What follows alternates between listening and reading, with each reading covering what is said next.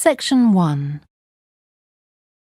You will hear a telephone conversation between an official at a village hall and a woman who wants to hire a public room.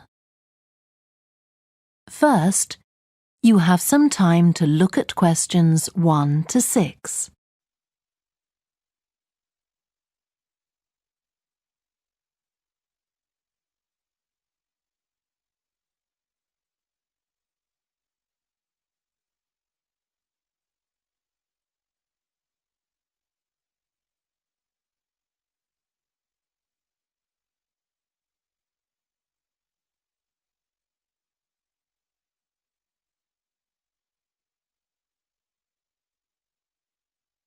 You will see that there is an example that has been done for you. On this occasion only, the conversation relating to this will be played first. Hello? Oh, hello. I wanted to inquire about hiring a room in the village hall for the evening of September the 1st. Let me just see. Yes, we have both rooms available that evening. There's our main hall, that's got seating for 200 people, or there's the Charlton room. The main hall seats 200, so 200 has been written in the space. Now we shall begin. You should answer the questions as you listen, because you will not hear the recording a second time. Listen carefully and answer questions 1 to 6.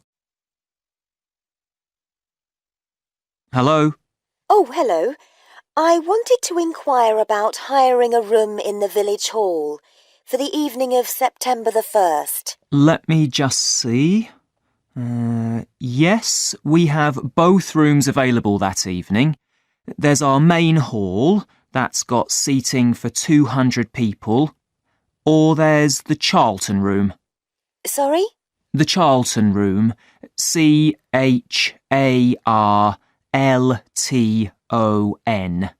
That's got seating for up to 100.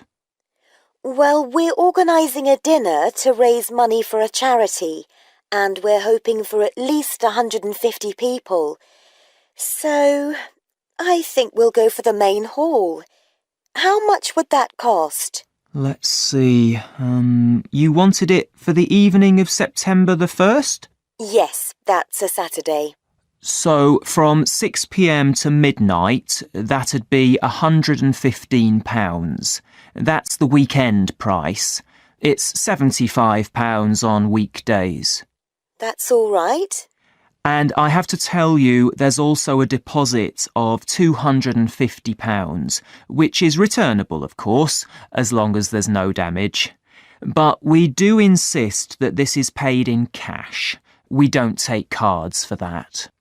You can pay the actual rent of the room however you like, though. Cash, credit card, cheque. Oh, well, I suppose that's okay. So, does the charge include use of tables and chairs and so on? Oh, yes. And what about parking? Yeah, that's all included. The only thing that isn't included is, you said you were organising a dinner? Yeah. Well, you'll have to pay extra for the kitchen if you want to use that. It's £25. It's got very good facilities, good quality cookers and fridges and so on. OK. Well, I suppose that's all right. We can cover the cost in our entry charges. Right, so I'll make a note of that. Now, there are just 1 or 2 things you need to think about before the event. For example, you'll have to see about getting a licence if you're planning to have any music during the meal. Oh, really?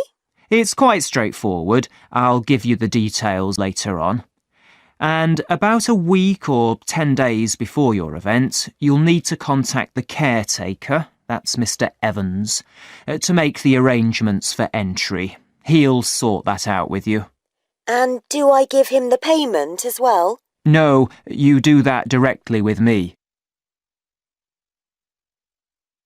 Before you hear the rest of the conversation, you have some time to look at questions 7 to 10.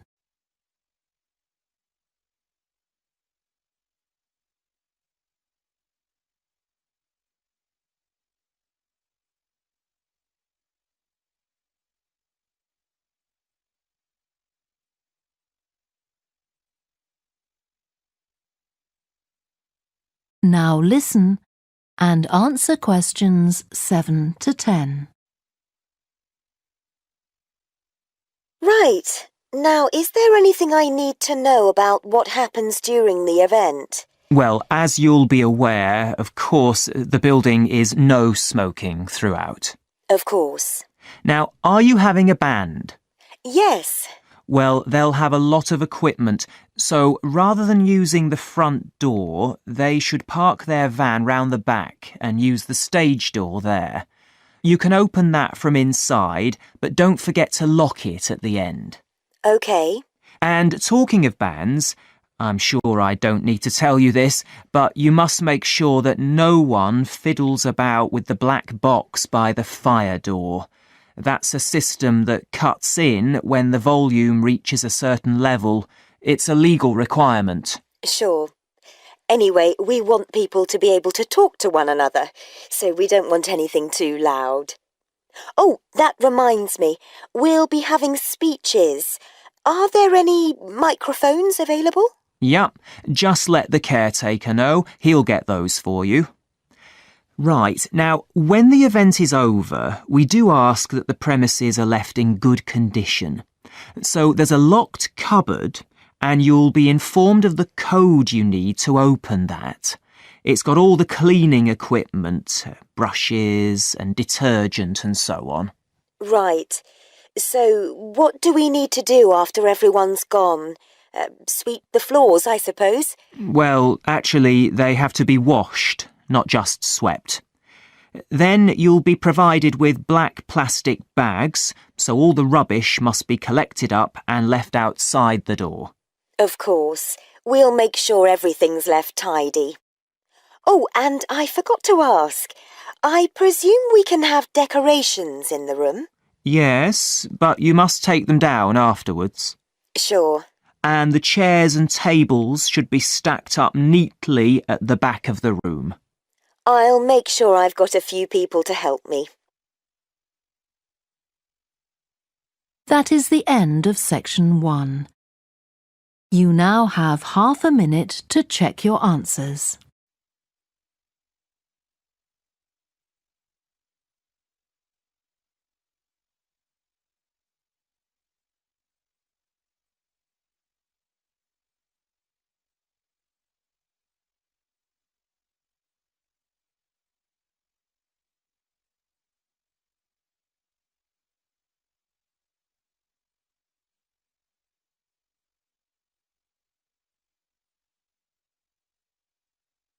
Now turn to section 2. Section 2. You will hear a guide talking to a group of visitors to a farm. First, you have some time to look at questions 11 to 14.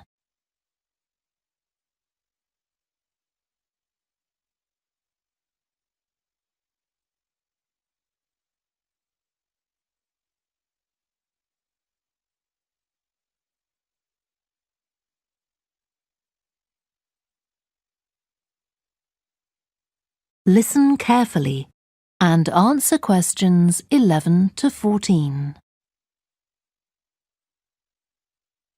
Welcome to the Fiddy Working Heritage Farm. This open-air museum gives you the experience of agriculture and rural life in the English countryside at the end of the 19th century. So you'll see a typical farm of that period, and like me, all the staff are dressed in clothes of that time. I must give you some advice and safety tips before we go any further. As it's a working farm, please don't frighten or injure the animals. We have a lot here, and many of them are breeds that are now quite rare. And do stay at a safe distance from the tools. Some of them have sharp points, which can be pretty dangerous, so please don't touch them. We don't want any accidents, do we? The ground is very uneven, and you might slip if you're wearing sandals, so I'm glad to see you're all wearing shoes. We always advise people to do that. Now, children of all ages are very welcome here, and usually even very young children love the ducks and lambs, so do bring them along next time you come. I don't think any of you have brought dogs with you, but in case you have, I'm afraid they'll have to stay in the car park unless they're guide dogs. I'm sure you'll understand that they could cause a lot of problems on a farm. Before you hear the rest of the talk, you have some time to look at questions 15 to 20.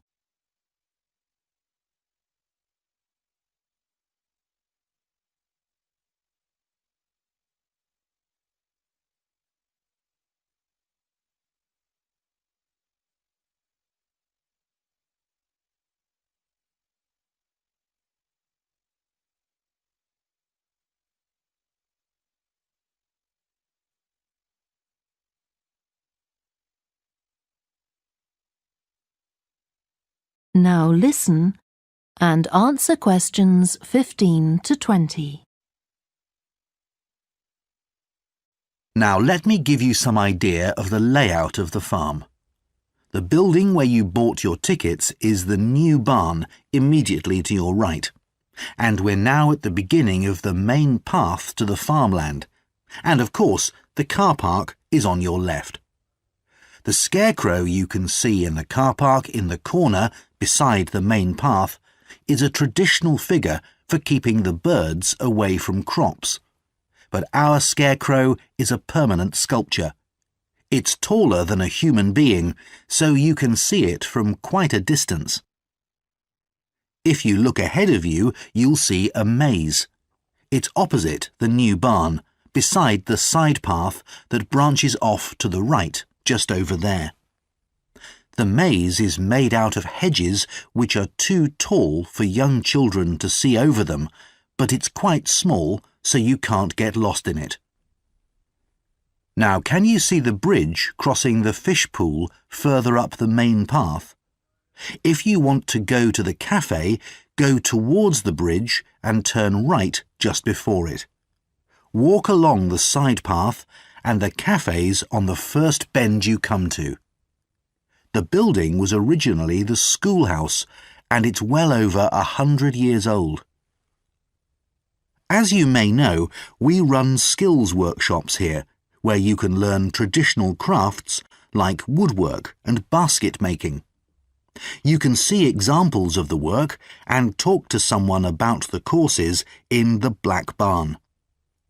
If you take the side path to the right, here, just by the new barn, you'll come to the Black Barn, just where the path first bends. Now, I mustn't forget to tell you about picnicking, as I can see some of you have brought your lunch with you. You can picnic in the field, though do clear up behind you, of course. Or if you'd prefer a covered picnic area, there's one near the farmyard, just after you cross the bridge. There's a covered picnic spot on the right. And the last thing to mention is Fiddy House itself. From here you can cross the bridge, then walk along the footpath through the field to the left of the farmyard. That goes to the house, and it'll give you a lovely view of it. It's certainly worth a few photographs, but as it's a private home, I'm afraid you can't go inside. Right, well, if you're all ready, we'll set off on our tour of the farm. That is the end of section 2. You now have half a minute to check your answers.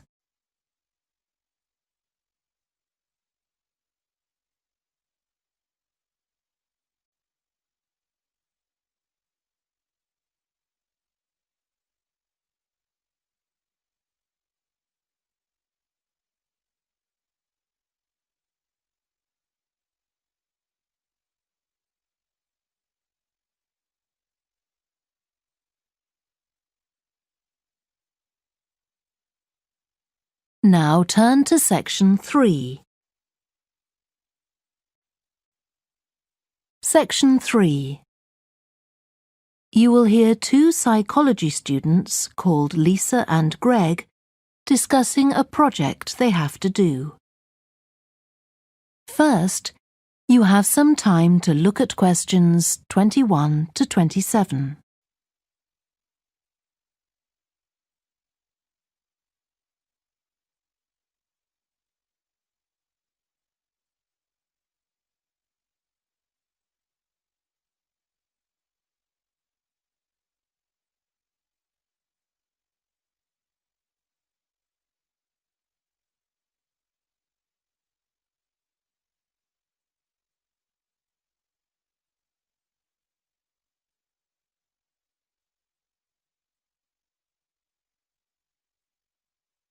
Now listen carefully and answer questions 21 to 27.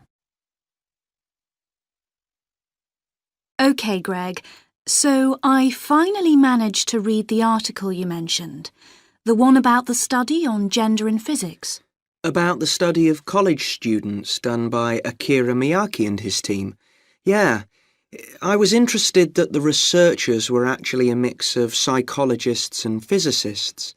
That's an unusual combination. Yeah. I got a little confused at first about which students the study was based on. They weren't actually majoring in physics.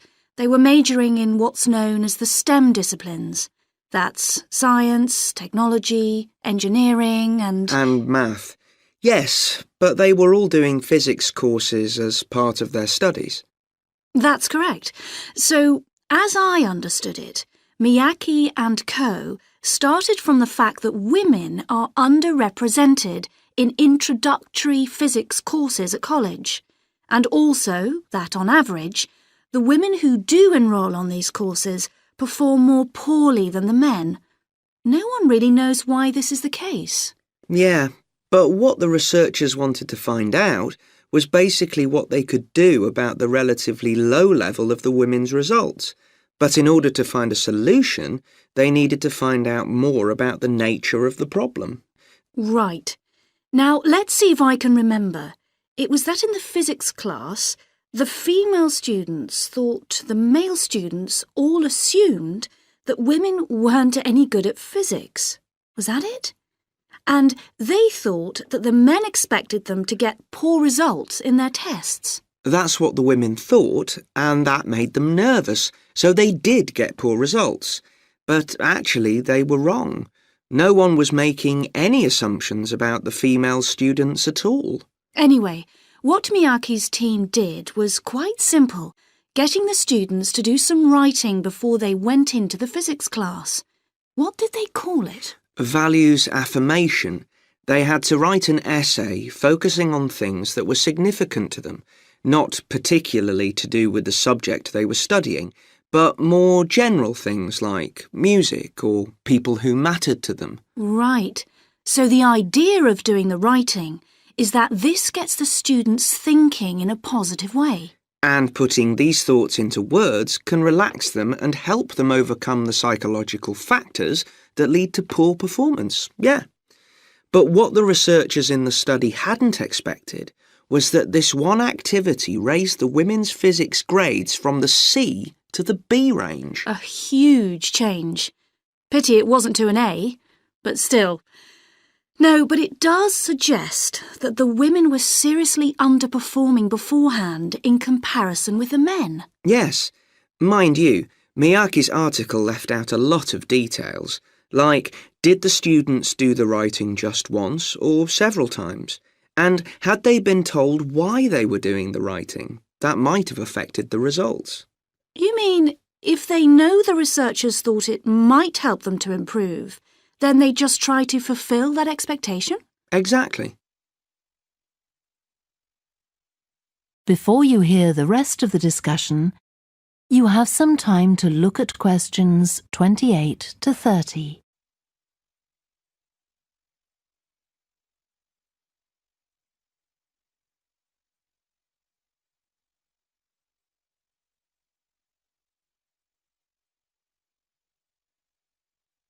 Now listen and answer questions 28 to 30. So anyway, I thought for our project we could do a similar study, but investigate whether it really was the writing activity that had that result. OK, so we could ask them to do a writing task about something completely different, something more factual, like a general knowledge topic. Maybe. Or we could have half the students doing a writing task and half doing something else, like an oral task. Or even half do the same writing task as in the original research and half do a factual writing task. Then we'd see if it really is the topic that made the difference or something else. That's it. Good. So, at our meeting with the supervisor on Monday, we can tell him we've decided on our project. We should have our aims ready by then. I suppose we need to read the original study. The article's just a summary. And there was another article I read by Smolinski. It was about her research on how women and men perform in mixed teams in class, compared with single-sex teams and on their own. Let me guess. The women were better at teamwork. That's what I expected. But actually, the men and the women got the same results, whether they were working in teams or on their own. But I guess it's not that relevant to us. What worries me, anyway, is how we're going to get everything done in the time. We'll be okay now we know what we're doing. Though I'm not clear how we assess whether the students in our experiment actually make any progress or not. No, we may need some advice on that. The main thing's to make sure we have the right size sample, not too big or too small. That shouldn't be difficult. Right, what do we need to do next? We could have a look at the timetable for the science classes, or perhaps we should just make an appointment to see one of the science professors. That'd be better. Great. And we could even get to observe one of the classes. What for? Well, OK, maybe let's just go with your idea. Right, well, I think that's everything for now. That is the end of section 3. You now have half a minute to check your answers.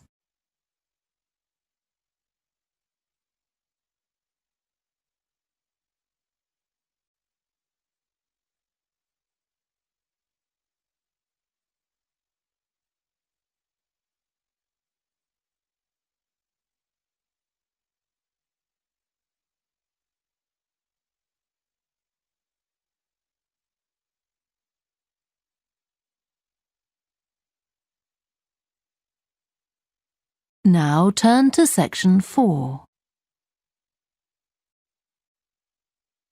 Section 4. You will hear part of a student presentation about the variety of different species that live in the world's oceans. First, you have some time to look at questions 31 to 40.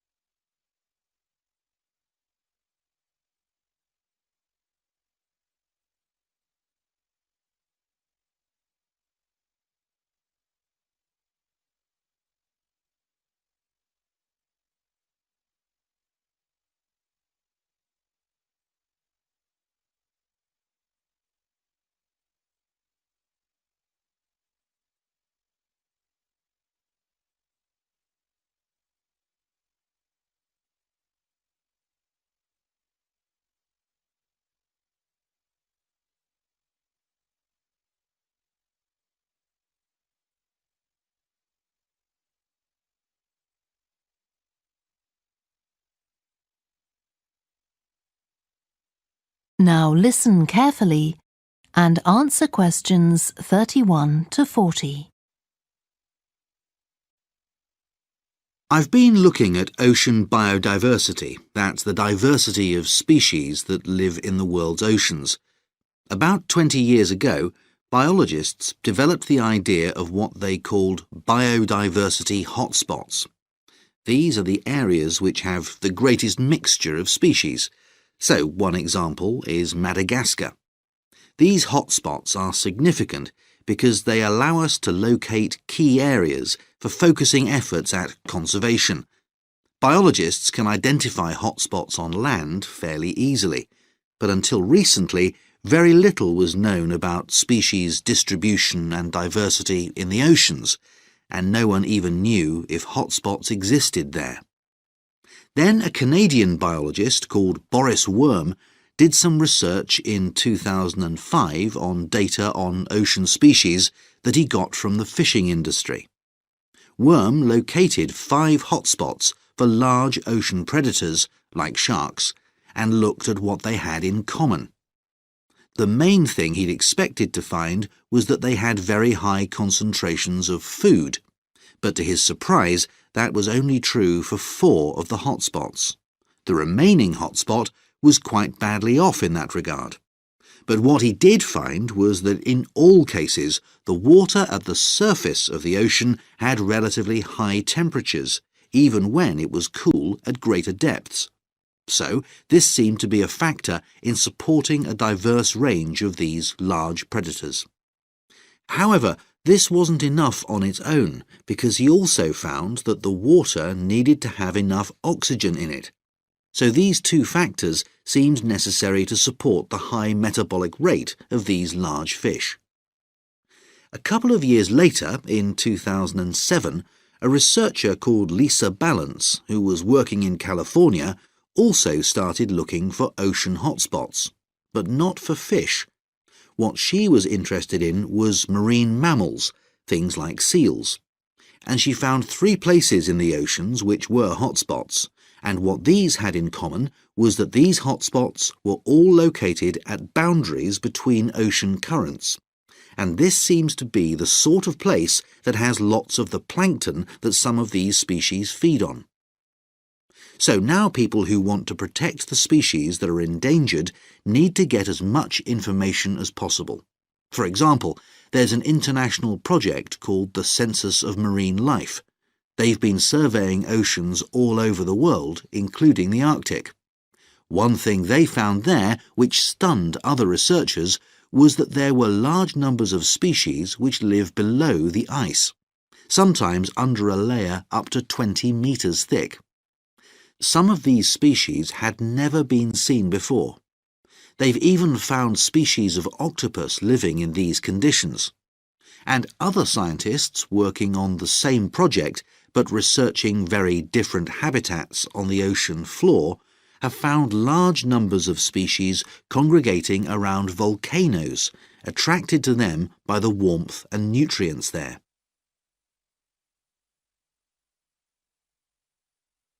However, biologists still don't know how serious the threat to their survival is for each individual species.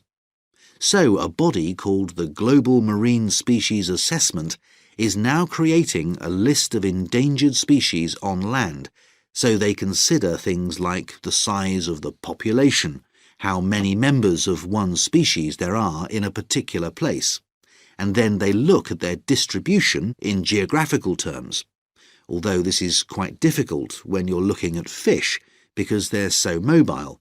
And then thirdly, they calculate the rate at which the decline of the species is happening. So far, only 1,500 species have been assessed, but they want to increase this figure to 20,000. For each one they assess, they use the data they collect on that species to produce a map showing its distribution. Ultimately, they will be able to use these to figure out not only where most species are located, but also where they are most threatened. So, finally, what can be done to retain the diversity of species in the world's oceans? Firstly, we need to set up more reserves in our oceans, places where marine species are protected. We have some, but not enough. In addition, to preserve species such as leatherback turtles, which live out in the high seas but have their nesting sites on the American coast, we need to create corridors for migration so they can get from one area to another safely. As well as this, action needs to be taken to lower the levels of fishing quotas to prevent overfishing of endangered species. And finally, there's the problem of bycatch. This refers to the catching of unwanted fish by fishing boats. They're returned to the sea, but they're often dead or dying. If these commercial fishing boats used equipment which was more selective so that only the fish wanted for consumption were caught, this problem could be overcome. OK, so does anyone have any questions about... That is the end of section 4. You now have half a minute to check your answers.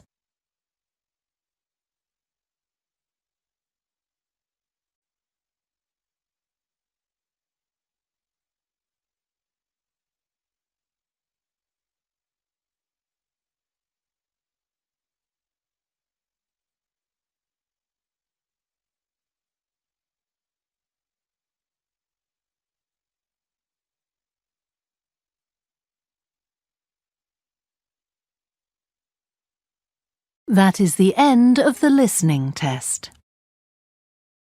You now have 10 minutes to transfer your answers to the answer sheet. Please stop writing and wait for your question booklet to be collected.